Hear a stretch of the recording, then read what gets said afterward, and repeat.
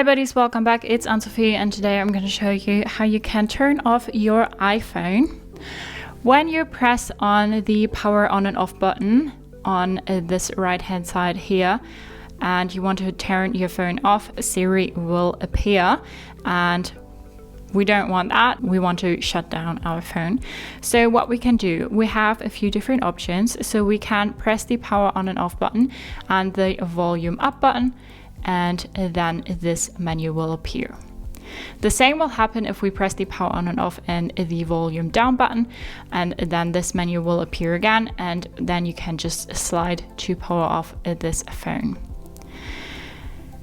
If you press the volume up and the volume down and then the power on and off button for a little longer, you also have a combination that will turn off your phone.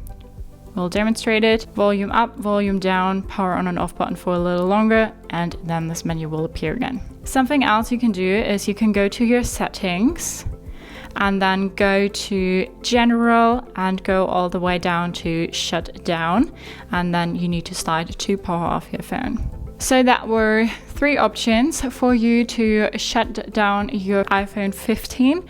Hope you liked it, hope it helped. If so, thumbs up, share and subscribe, and I hope to see you next time. Bye.